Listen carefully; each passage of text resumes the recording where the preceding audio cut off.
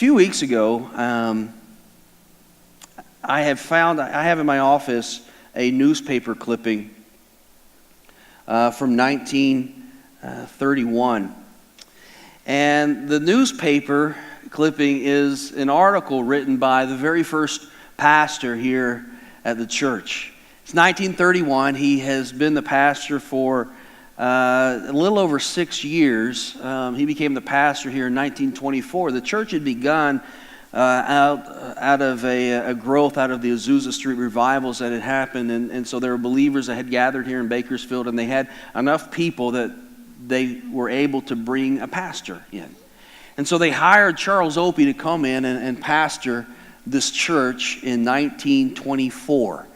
And so in 1931, he's written this newspaper article that goes into the paper here in Bakersfield, and he talks about his vision, his dream for the church that is here in Bakersfield. Let me read a few lines of this for you, because it really applies to where we are today and really where we're headed. And what's, I think, wonderful about it is he wrote these words 90,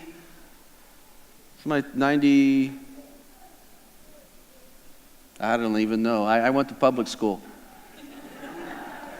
90-something years ago. And so in 2024, we'll celebrate our 100-year anniversary. So go ahead and save the date. Let me read to you what he wrote. He says, "When the non-essential and obscure are removed, we have plainness and simplicity. The God-ordained work of the church in any community is to warn men to flee from the wrath to come and then show them which way to flee. Not by telling them, I have the only storm-proof cave, the only tunnel through, or the only brand that'll keep, but rather point them to Christ, who said, I am the way, the truth, and the life. When the non-essential and obscure are removed, we have plainness and simplicity." How do you know that today our culture, our community, our city is a lot more complicated than it was in 1931? I mean, in 1931, there was nothing out here where we are right now. This was all fields. The idea of building out here was the furthest from anybody's mind, because there literally was nothing out here. There would be nobody out here to go to church. And here we are almost 100 years later, and life has become more and more complex. So the irony is, when Pastor Charles Opie, the first pastor here, talks about trying to return the church and the gospel to simplicity, you think, how much more difficult is it for us today to return that same gospel to simplicity if in 1931, when you had nothing else to do except go to church on Sundays, and now there's so many things that compete for our time, our attention. There's so many distractions that happen in everyday life. Anybody with kids that has any access to electronics understands that they are easily distracted. Have you seen that new gadget that they have that looks like a pepper grinder? Have you seen this? It looks like a pepper grinder, and you sit it in the middle of your kitchen table, and your kids are on their phones or on their iPads, and the commercial is all these kids are on their electronic devices, and dinner's starting to be served, and they're sitting at the table, but their heads are in here like this, and they're texting and they're playing games, and then the parents have this it looks like a pepper grinder in the middle of the table, and they reach over and they hit the top of the button on this pepper grinder, but it's not really a pepper grinder. It's like an electronic jamming device, and so they hit it, and it just everything goes. No, they can't access the internet. They can't get on anything, and then suddenly they start looking around, and they're like, "Well, what's going on? What year is it?" And they start paying attention. When I saw that commercial, I laughed and I thought, that is brilliant, except I can probably save $200 by just going, get off your phone. I mean, how much harder can that be? But there's so many distractions today, and so even as a church, it's so easy to begin to get distracted and sidetracked away from why we truly exist and why God has placed us here. In 1931, the church was trying desperately and really searching and wanting to find the gospel of simplicity in a culture, in a time when there really wasn't what we would consider very complicated at all. So for the next several weeks, we are going to be talking about the big picture of where God is taking us. And we call it a big picture, and we have a big picture frame up here because there are 4 aspects of the vision that we're going to be tackling over these next few weeks. So let me explain it like this, and then I'll tell you what each piece is. In the middle here, you have, if this was a frame, and it is a frame, you would have a piece of glass. And in that glass, you would be able to look through the glass and see the picture that is on the other side of the glass. But in order to hold that glass and the picture that you see in place, you have to have a frame. Without a frame, the glass falls. Without a frame, the picture falls. You need the frame to hold everything in place. But you can't just have one side of a frame. You can't have 2 or 3 sides. You need all 4 sides of a frame to hold the picture in place so that you can look through the glass and see the picture that lies beyond. Well, the picture that lies beyond for us is the vision that God has for this body of believers. Where are we going? The exact place that we will be in 2, 5. What is the dream that we have? But you have to have that. So you have to have the big picture here. And so the big picture is comprised of these 4 things. Number 1, it's mission.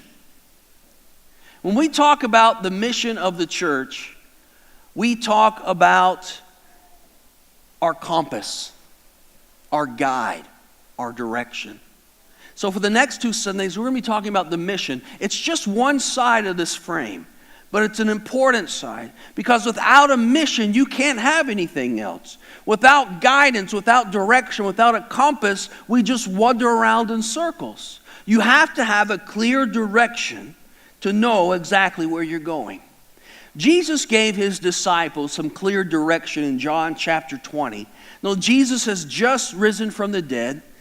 We don't have a lot of verses, a lot of those red letter words in the New Testament from Jesus after the resurrection, but this is one of them. In John chapter 20, let me just read it to you.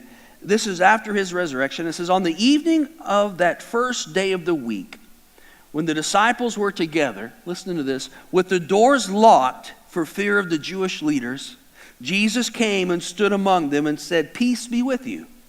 And after he said this, he showed them his hands and side. The disciples were overjoyed when they saw the Lord. And again, Jesus said, "Peace be with you. As the Father has sent me, so I am sending you." Now picture this with me.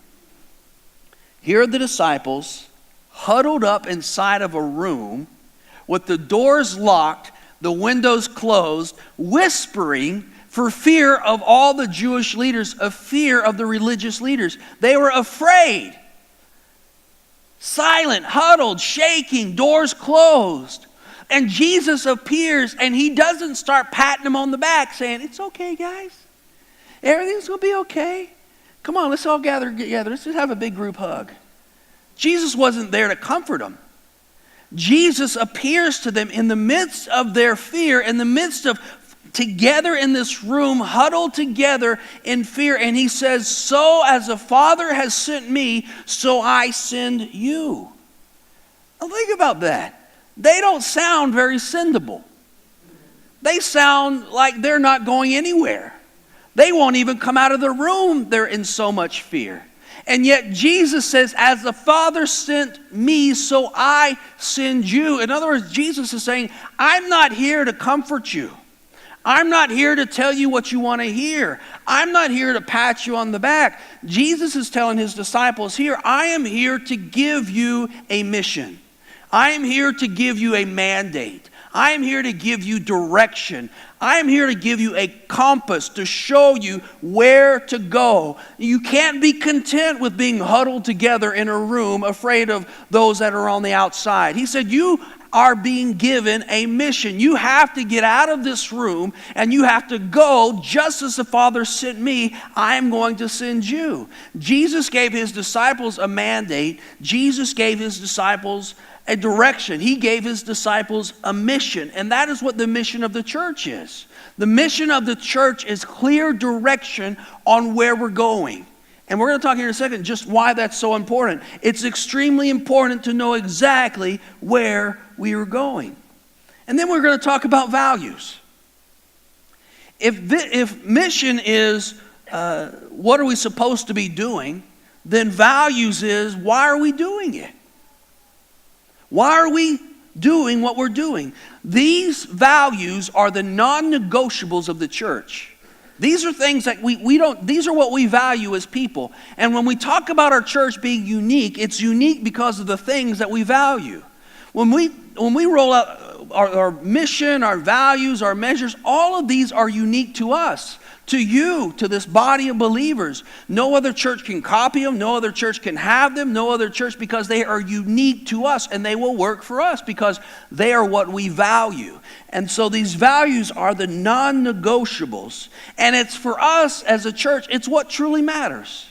Like for everybody, there are things that truly matter. And for a church, there are things that truly matter, and those are values. And so they determine what's best.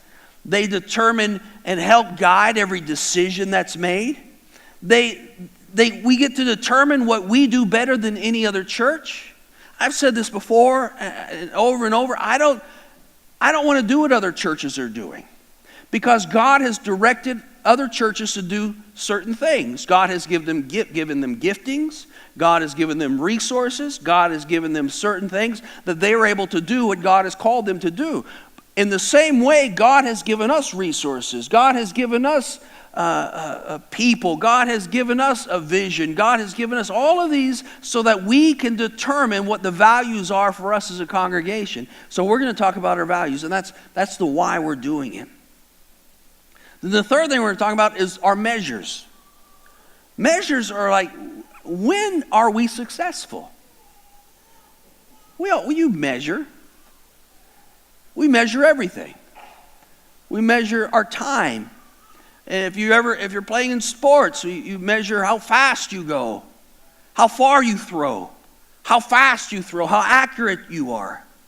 Our measures are when are we accomplishing, when are we hitting the mark, or when are we not hitting the mark? If you're not measuring anything, how do you know when you're winning? And measuring is more than just counting heads in a sanctuary.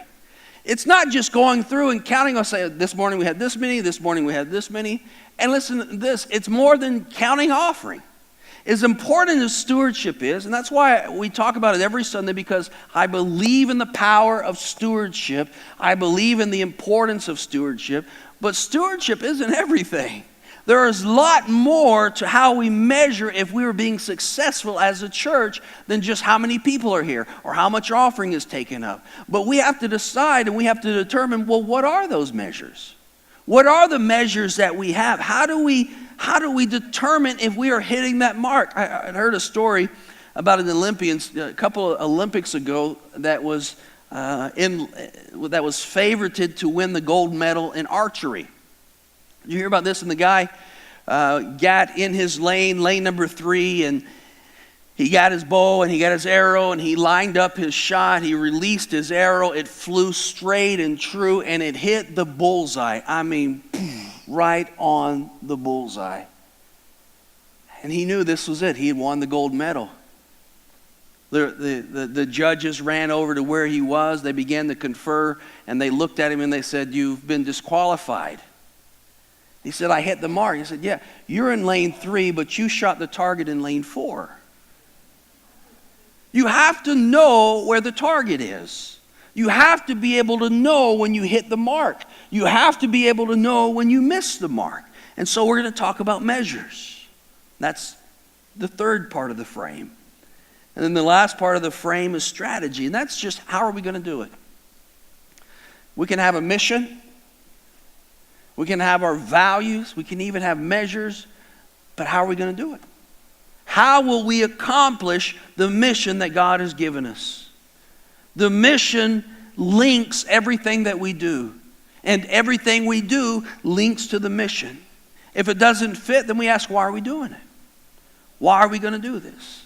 And so you have to have all four of these frame sides so you can get the clear vision. Are you with me? You see where we're going to be going and why we're doing it this way? You have to have all four of these so that when we get to the vision, you understand how we got there.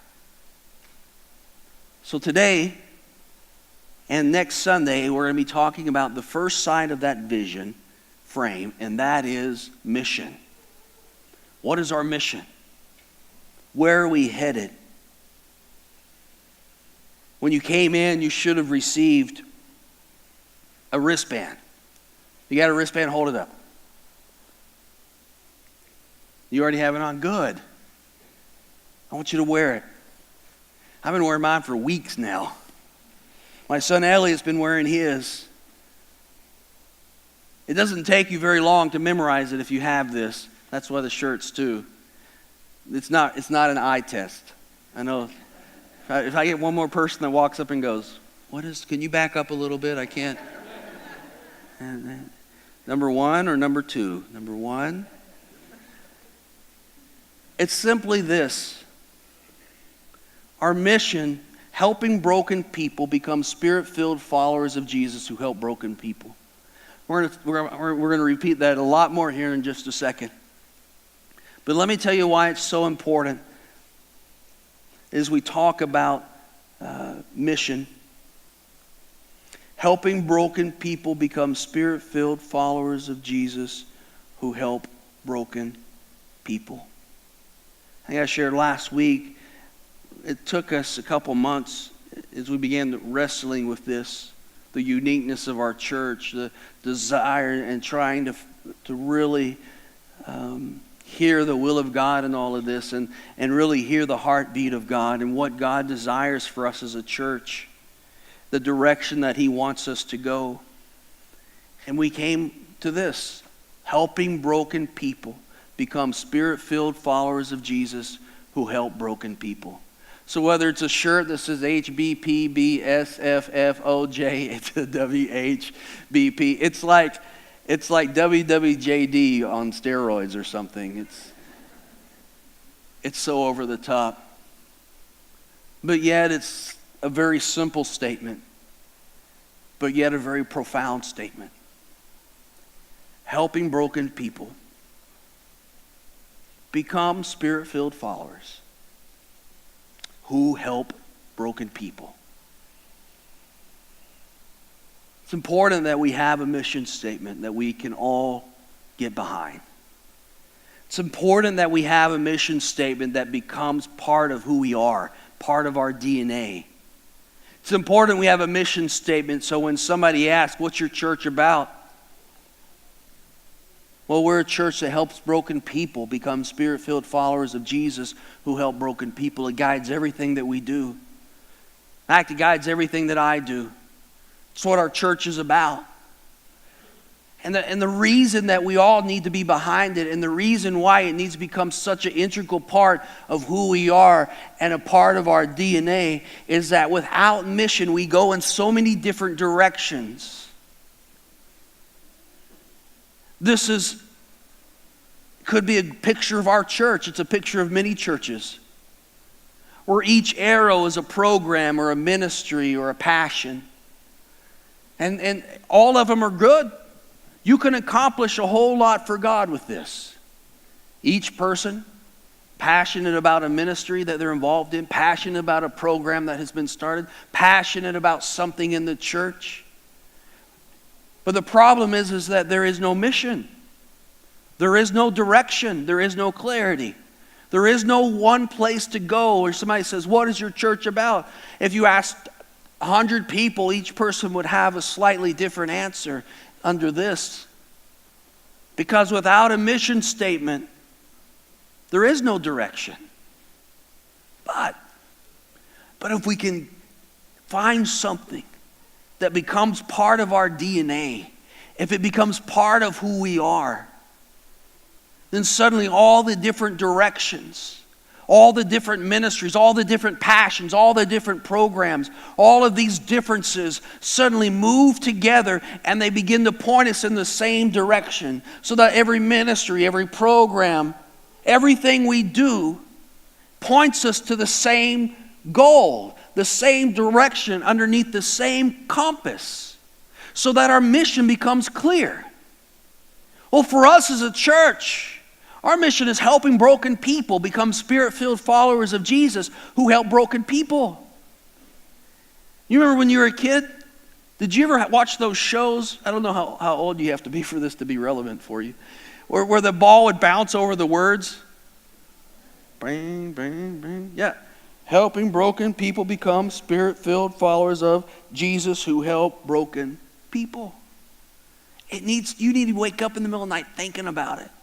When you see somebody at school, at work, at your workplace, in your neighborhood, you think, is this a person who's broken that I can help? When this becomes instilled into who we are, and every program we do lines up with this. Every ministry that is started lines up with this. Every outreach we do lines up with this.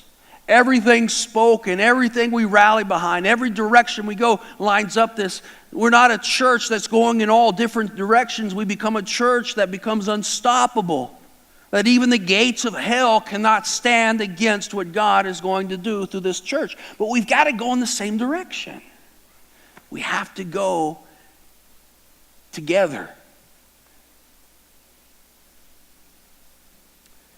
In Matthew chapter 9, let me share with you this morning, in Matthew chapter 9, we're going to talk about helping broken people. Next week we'll talk about become Spirit-filled followers of Jesus who help broken people. But this morning we talk about helping broken people. So what does that look like? Who is that? What are we talking about when we talk about helping broken people? The best way to answer that question is to go back and see what Jesus had to say about those that are broken. In Matthew chapter 9, Jesus is walking and he sees a man named Matthew who is seated at a table collecting taxes. He's a tax collector. And if you think tax collectors are disliked today, it's nothing like it was then. One of the reasons that tax collectors were so hated, in Matthew's instance, Matthew is a Jew. And Matthew is working for the Roman government. And Matthew is collecting money, and on the front of the money is the Roman emperor. He's taking advantage of his own people, collecting money for an invading government that has taken over Israel. And he doesn't just take enough, he takes more than is required, and he lines his pocket with what's left. It was just expected. And he was hated. The religious people of that time had nothing to do with Matthew. He was really an outcast. And Jesus shows up. And Jesus tells Matthew, Matthew, follow me. Matthew's so excited about all of this, he follows Jesus and he invites Jesus over to his house for a party. Now, when you're a tax collector that nobody likes, who do you invite to the party? More tax collectors. And so the Pharisees say, look, this Jesus is going and eating with a bunch of tax collectors and sinners. You have to understand that the Pharisees would have had nothing to do with any of these men. And Jesus hears what the Pharisees are saying, mumbling amongst themselves. And Jesus turns and he says to them in verse 12, it's not the healthy who need a doctor, but the sick. But go and learn what this means. I desire mercy, not sacrifice. For I have not come to call the righteous, but sinners. Jesus is talking about the broken. Jesus says, I haven't come for the healthy. The healthy don't need a doctor. He said it's the sick that need a doctor. It's the passion of the church. It should be. We don't come together just to pat ourselves on the back. We don't come together just because we're healthy. We just sing songs together. We just learn God's word over and over. That's not the purpose. That's not the reason Jesus came. He says, I didn't come for the righteous. I didn't come for those that have it all together. I came for the sick. I came for the broken. I came for those who aren't even accepted among the religious. Throughout the criticalness in all of this is coming from the religious people. The broken people are just broken. They're just looking for acceptance. But in helping the broken, Jesus first helps the outcast. In the next couple paragraphs here in Matthew 9, after Jesus establishes why he came, there are 3 more instances where Jesus becomes involved with those that are broken. And so starting with Matthew and then the 3 that follow, they're very, very different people in different stages of brokenness. First was with the outcast with Matthew, hated by the community. He was scum. Nobody liked him.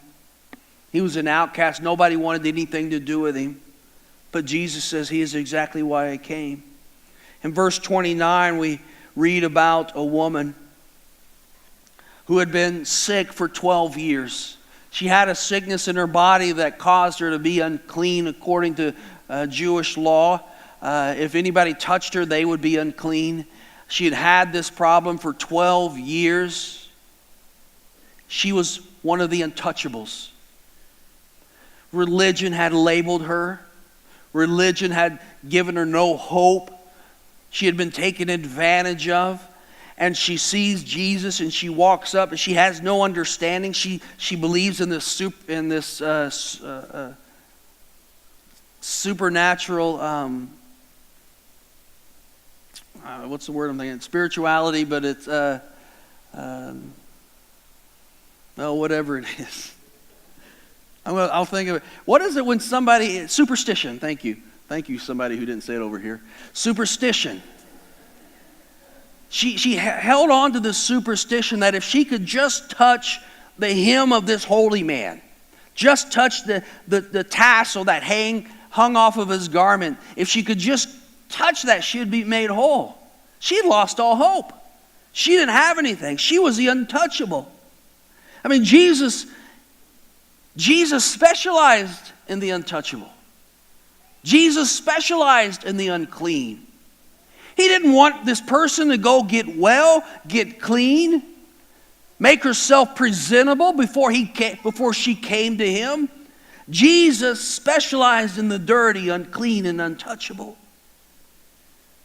So many times the church today wants people to be clean first, become touchable, and then we'll let them see Jesus. But not her. Jesus was on his way to the house of the leader of the synagogue. In Luke, we learned that his name is Jairus. And Jairus' daughter is dying.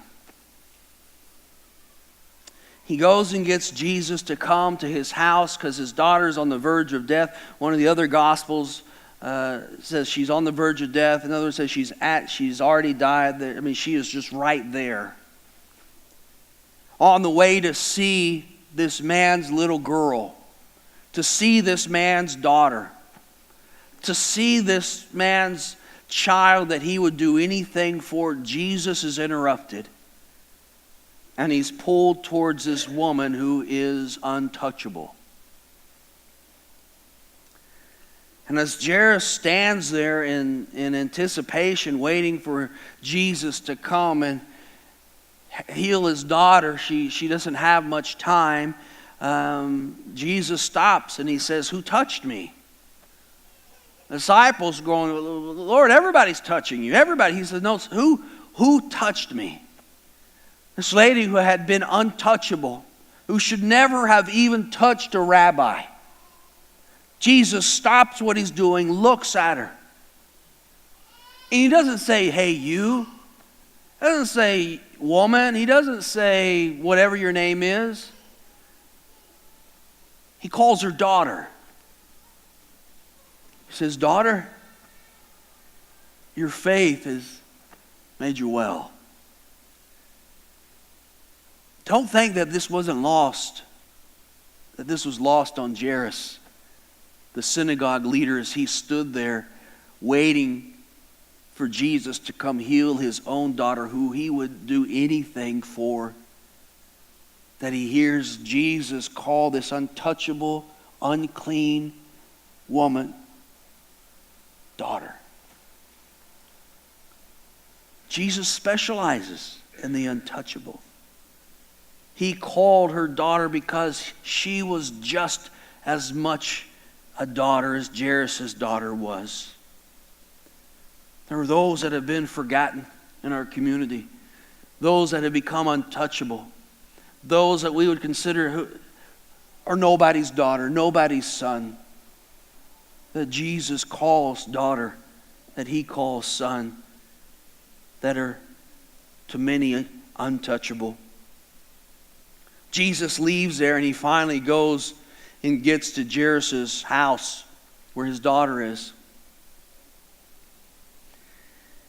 He gets there, and as he's getting closer, he hears the hired musicians and the hired mourners wailing. If you died, it didn't matter if you were very poor, you were still expected to hire somebody to come and mourn and wail. Jairus was a wealthy man, and so he had flute players, mourners. You could hear the noise, the commotion taking place. Jairus knew that his daughter had died. That's why they were mourning. That's why the flute players were playing. Her life was over. Hope had been gone. Hope had been erased. And Jesus walks up and he says this, "Go away. The girl is not dead, but asleep." It says, but they laughed at him. Now, Jesus didn't mean that she was truly asleep. Here's what Jesus meant. There is no place too far that Jesus can't bring you back. There is no place that you can go where all hope is erased and God cannot reach you.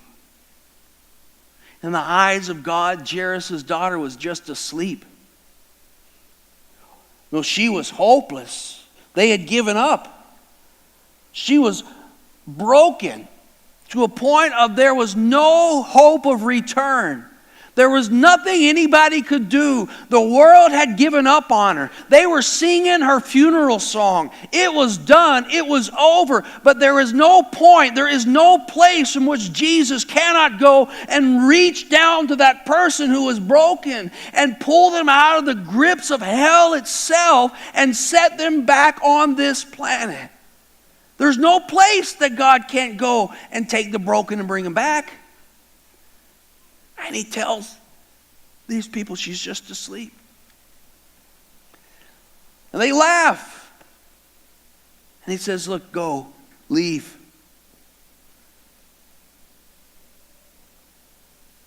Her situation wasn't irreversible, it was temporary. And it was not hopeless.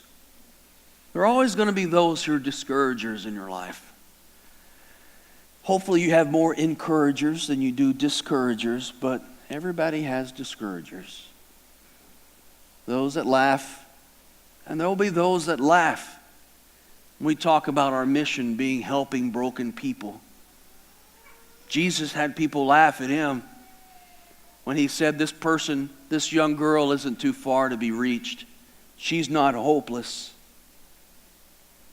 But he put this crowd outside. He sent them away. He took the little girl by the hand. And it says the girl got up. Some of the miracles Jesus did were right in front of everybody. Some of them were right out in the open where everybody could see. This miracle happened behind closed doors, after he had sent everyone away.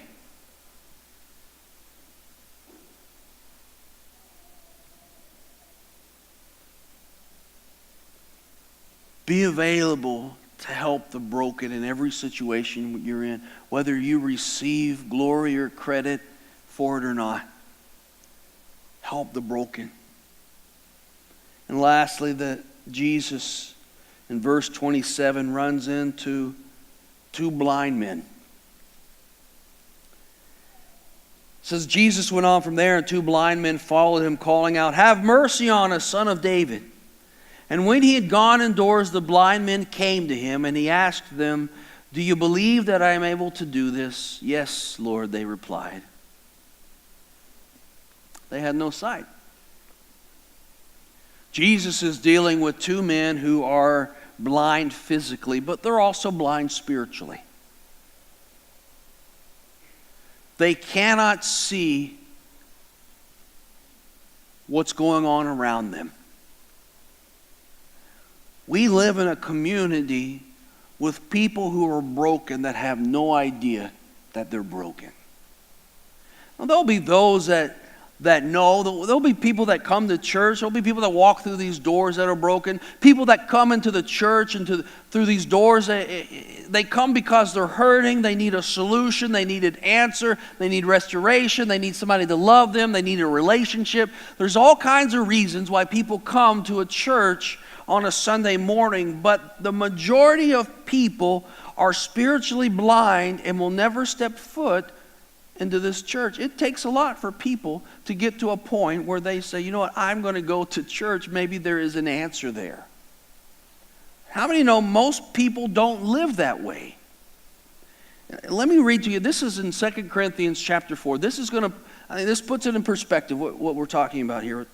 The God of this age has blinded the minds of unbelievers, so that they cannot see the light of the gospel that displays the glory of Christ, who is the image of God. The God of this age has blinded the minds of unbelievers. The enemy wants people to think that they're okay. Nothing wrong with them. They have been blinded just as these two men were blinded physically. The God of this age, or under the enemy, the devil, culture, society, wants to blind people to the fact that they're broken. He's blinded them. Luke 4:18, Jesus quotes the prophet Isaiah. And he says, "The Spirit of the Lord is on me, because he has anointed me to proclaim good news to the poor. He has sent me to proclaim freedom for the prisoners and recovery of sight for the blind, to set the oppressed free."